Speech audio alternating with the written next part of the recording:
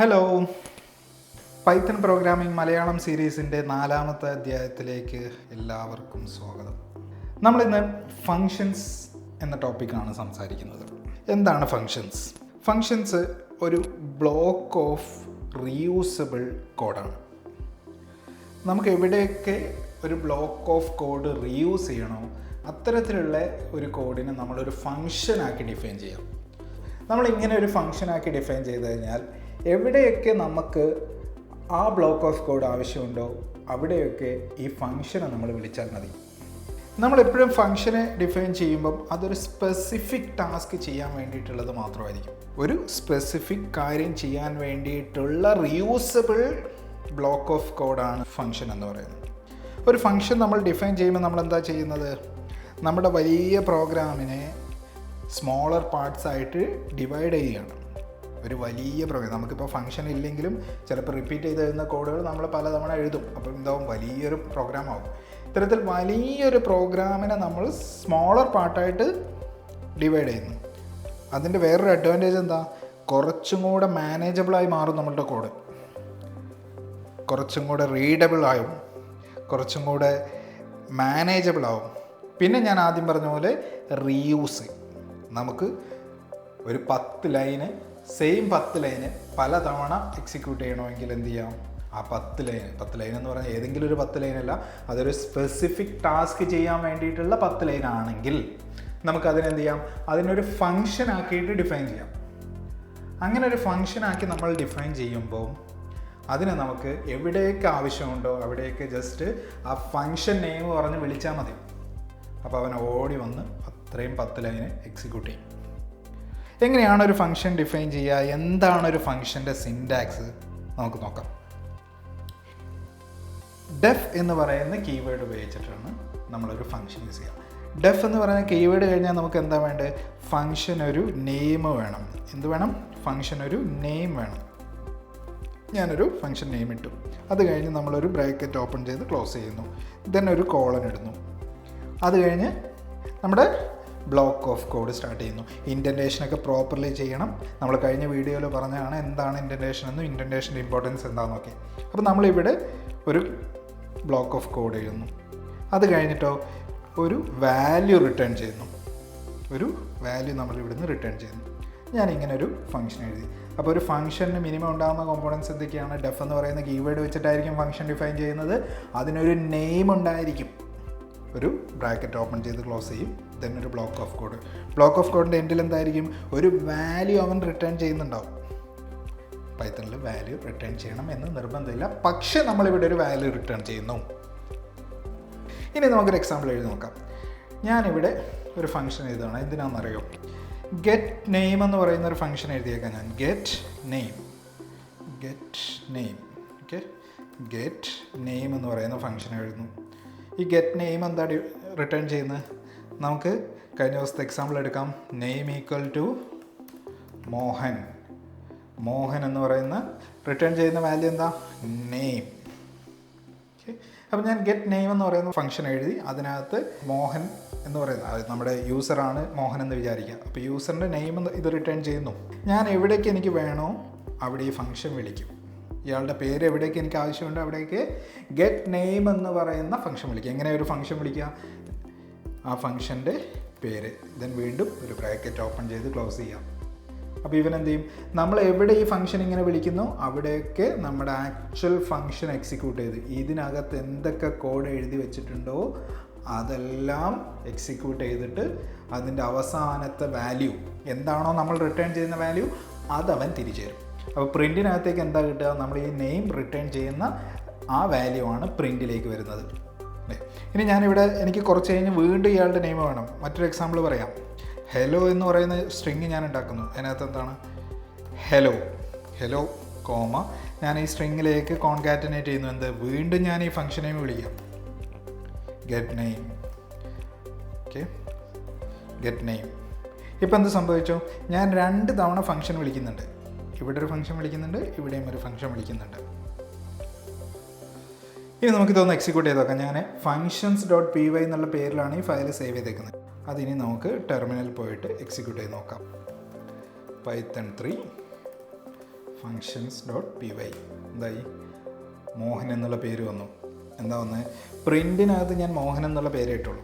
ഇനി ഞാനിവിടെ ഇതാ പ്രിൻറ്റ് ഹെലോ എന്ന് പറയുന്ന ആ വേരിയബിളിലെ വാല്യൂയും കൂടെ പ്രിൻറ്റ് ചെയ്യുക. അപ്പോൾ എന്ത് സംഭവിക്കും, വീണ്ടും വന്നു ഹെലോ മോഹൻ എന്ന് പറയുന്ന ആ സ്ട്രിങ് അവിടെ പ്രിൻറ്റ് ചെയ്ത് വന്നു.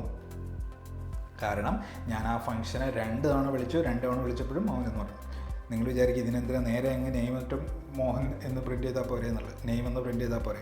ഇപ്പോൾ ഈ ഫംഗ്ഷനകത്ത് ഇവിടെ ഒരുപാട് ലൈൻ ഓഫ് കോഡ് ഉണ്ടെന്ന് വിചാരിക്കാം. ഒരുപാട് കാര്യങ്ങൾ ചെയ്തതിന് ശേഷമാണ് നമുക്ക് ഈ നെയിം മോഹൻ എന്ന് ഐഡൻറ്റിഫൈ ചെയ്യാൻ പറ്റുന്നത് എന്ന് വിചാരിക്കാം. അപ്പം ഇവിടെ ലൈൻ 1 ഉണ്ട്, ലൈൻ 2 ഉണ്ട്, ഇങ്ങനെ ഒരു 4-5 ലൈൻ ഓഫ് കോഡ് എഴുതിയതിന് ശേഷമാണെങ്കിൽ ആ ലൈൻ ഓഫ് കോഡ് എവിടെയൊക്കെ വേണോ അവിടെയൊക്കെ നമ്മൾ വിളിക്കണ്ടേ, അവിടെയൊക്കെ ആ കോഡ് എക്സിക്യൂട്ട് ചെയ്യണം. അപ്പം അവിടെയൊക്കെ കോഡ് റിപ്പീറ്റ് ചെയ്യണം. അതിനകത്തൊരു ചേഞ്ച് വരുത്തണമെങ്കിലോ 5 തവണ ചേഞ്ച് ചെയ്യേണ്ടി വരും. പകരം നമ്മളിപ്പോൾ ആ ഫംഗ്ഷനെ വിളിക്കുകയാണ് ചെയ്യുന്നത്. അപ്പം ഇതിനകത്ത് എന്ത് ചേഞ്ച് വരുത്തണമെങ്കിലും ഒരിടത്ത് ചേഞ്ച് വരുത്തിയാൽ ഇവൻ വിളിക്കുന്നിടത്തെല്ലാം ആ ചേഞ്ച് എഫക്റ്റ് ആയി. അപ്പോൾ കോഡ് റീയൂസബിലിറ്റിയാണ് നമ്മൾ ഇതുകൊണ്ട് പ്രധാനമായിട്ടും കാണുന്നത്. പിന്നെ സ്മോളർ പാർട്സ് ആയിട്ട് നമ്മൾ ഡിവൈഡ് ചെയ്യുന്നു, മാനേജ് ചെയ്യാൻ ഈസിയാണ്, റീഡബിളാണ്. നമ്മൾ വലിച്ച് വാരി കോഡ് എഴുതുന്നതിനേക്കാളും നമുക്കൊരു ഫംഗ്ഷൻ ആകുമ്പം അത് റീഡബിളായിട്ട് മാറും. ഇനി നമുക്ക് മറ്റൊരു എക്സാമ്പിൾ നോക്കാം. മറ്റൊരു എക്സാമ്പിളിന് ഞാൻ പേരിടുന്നു ആഡ് 2 numbers. ആഡ് 2 numbers, മോഹനെയൊക്കെ നമുക്ക് എടുത്ത് കളയാം. ഓക്കെ, ആഡ് 2 numbers എന്ത് റിട്ടേൺ ചെയ്യണം, 2 നമ്പർ ആഡ് ചെയ്തിട്ട് വാല്യൂ റിട്ടേൺ. ഏതാ 2 നമ്പർ, നമുക്ക് എന്ത് ചെയ്യാം, ആ ഫംഗ്ഷനകത്തേക്ക് പാരാമീറ്റർ പാസ് ചെയ്യാം. ആഡ് ചെയ്യേണ്ട 2 നമ്പർ ഏതാണെന്നുള്ളത് നമ്മൾ ആ ഫംഗ്ഷനകത്തേക്ക് പാസ് ചെയ്യുന്നു. ആ പാരാമീറ്റേഴ്സിന് ഇവിടെ നമ്പർ 1 നമ്പർ 2 എന്ന് പേരിടുന്നു. അപ്പോൾ ഇവിടെ ഈ ബ്രാക്കറ്റിനകത്ത് നമ്മൾ 2 വേരിയബിളിൻ്റെ നെയിം പറഞ്ഞു, അതാണ് നമ്മുടെ പാരാമീറ്റേഴ്സ്. ഈ പാരാമീറ്റേഴ്സ് നമ്മൾ എവിടുന്ന് പാസ് ചെയ്യണം, എവിടെയാണോ ഫംഗ്ഷൻ വിളിക്കുന്നത് അവിടുന്ന് നമ്മൾ ആ പാരാമീറ്റേഴ്സ് പാസ് ചെയ്യണം. എന്നിട്ട് ഞാനിവിടെ എന്ത് ചെയ്യുന്നു, ഇതിനെ ആഡ് ചെയ്തു. ഞാൻ റിസൾട്ട് എന്ന് പറയുന്നൊരു വേരിയബിളിലേക്ക് നമ്പർ 1നെയും നമ്പർ 2നെയും നമ്പർ 1 ആൻഡ് നമ്പർ 2 ആഡ് ചെയ്ത് റിസൾട്ടിൽ സേവ് ചെയ്യുന്നു. ഇനി ഈ റിസൾട്ടാണ് ഞാൻ റിട്ടേൺ ചെയ്യുന്നത്. അപ്പോൾ ഗെറ്റ് നെയിം വിളിക്കുന്നിടത്തൊക്കെ എന്ത് വരും, ഈ റിസൾട്ട് വരും. ഈ റിസൾട്ട് വരണമെങ്കിൽ എന്ത് സംഭവിക്കണം, ഇപ്പോൾ നമുക്ക് വിളിച്ച റിസൾട്ട് കിട്ടുമോ, ഇല്ല. എന്താ കിട്ടാത്തത്, ഇവിടെ ഒരു എറർ വന്നു. നെയിം എറർ ഗെറ്റ് നെയിമാണ്. ഗെറ്റ് നെയിം എന്ന് പറയുന്ന ഫംഗ്ഷൻ നമുക്കില്ല, പേര് മാറ്റി അല്ലേ. ഞാനിവിടെ പേര് മാറ്റിയിട്ട് ഇവിടെ 2 റീപ്ലേസ് ചെയ്തു. ആഡ് 2 numbers ആക്കി നമ്മുടെ ഫംഗ്ഷൻ്റെ പേര്. ഇനി ഒന്ന് എക്സിക്യൂട്ട് ചെയ്ത് നോക്കാം. അപ്പോഴും എറർ വന്നു. എന്താ error, add 2 numbers missing 2 required positional arguments. 2 arguments number 1 number 2 എന്ന് പറയുന്ന 2 ആർഗ്യുമെൻറ്റ്സ് നമ്മൾ ഡിഫൈൻ ചെയ്തിട്ടുണ്ട്. പക്ഷേ വിളിച്ചെടുത്തൊന്നും എന്ത് പറഞ്ഞിട്ടില്ല, ആ ആർഗ്യുമെൻറ്റ്സ് നമ്മൾ കൊടുത്തിട്ടില്ല, ആ പാരാമീറ്റേഴ്സ് നമ്മൾ കൊടുത്തിട്ടില്ല. അപ്പോൾ ആ പാരാമീറ്ററും കൂടെ നമുക്ക് കൊടുക്കണം.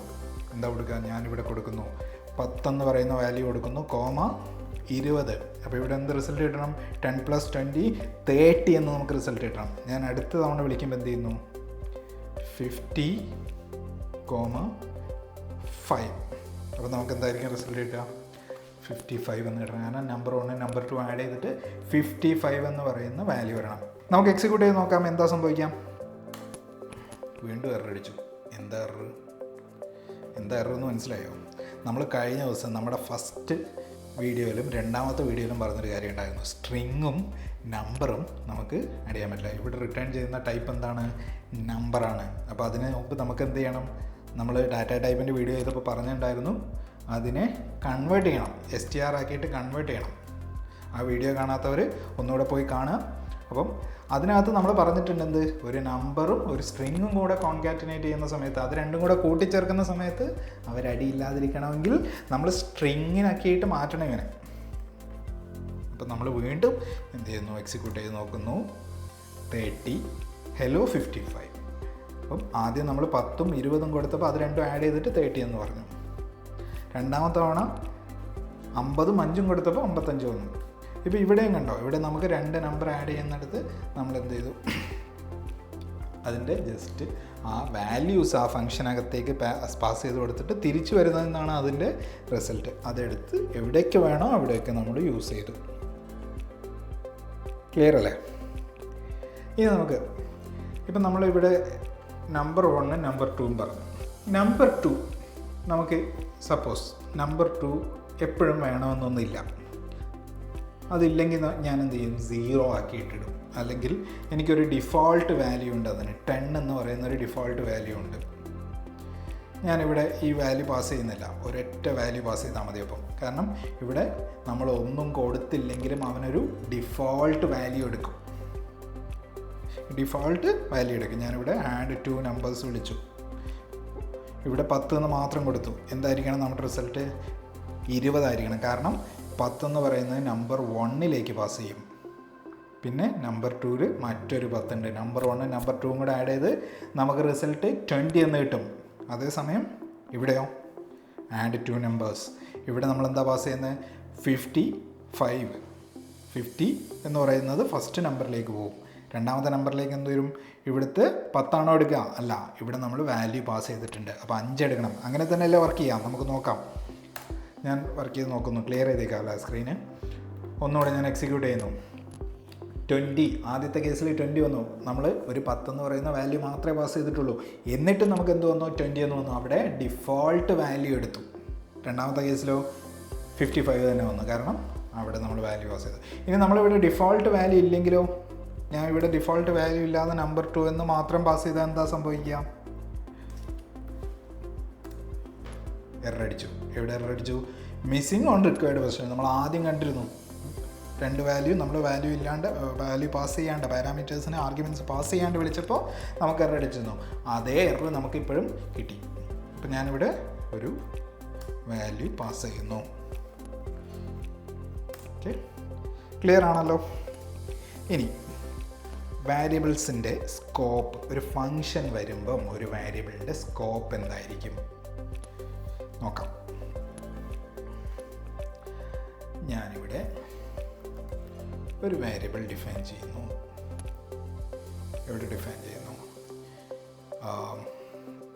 ഇവിടെ ഞാൻ നമുക്ക് ഈ ഫംഗ്ഷൻ ഇത് തന്നെ എടുക്കാം. ഇതേ എക്സാമ്പിൾ എടുക്കാം. ഇതിനകത്ത് നമ്മളിവിടെ ഒരു വേരിയബിൾ ഉണ്ട്, റിസൾട്ട് എന്ന് പറയുന്ന ഒരു വേരിയബിൾ ഉണ്ട് അല്ലേ? ഈ റിസൾട്ട് എന്ന് പറയുന്ന വേരിയബിളിനെ ഞാൻ ഇവിടെ ഒന്ന് പ്രിൻ്റ് ചെയ്യുന്നു. എന്ത് ചെയ്യാം? റിസൾട്ട് എന്ന് പറഞ്ഞിട്ട് ഇവിടെ പ്രിൻ്റ് ചെയ്യും. കോമ എന്താണ്? ഞാൻ എൻ്റെ റിസൾട്ട് പ്രിൻ്റ് ചെയ്യുന്നു. എന്താ വാല്യൂ വരിക? റിസൾട്ട് എന്ന് പറഞ്ഞിട്ട് അതിനകത്തുള്ള വാല്യൂ 19. അത് റിട്ടേൺ ചെയ്യുന്നതിന് മുന്നേ അതൊന്ന് പ്രിൻ്റ് ചെയ്തു. രണ്ടാമത്തെ തവണ വിളിച്ചപ്പം റിസൾട്ട് 55. അത് റിട്ടേൺ ചെയ്യുന്നതിന് മുമ്പ് അവിടെയും റിസൾട്ട് 55 ആണെന്ന് പ്രിൻ്റ് ചെയ്തു.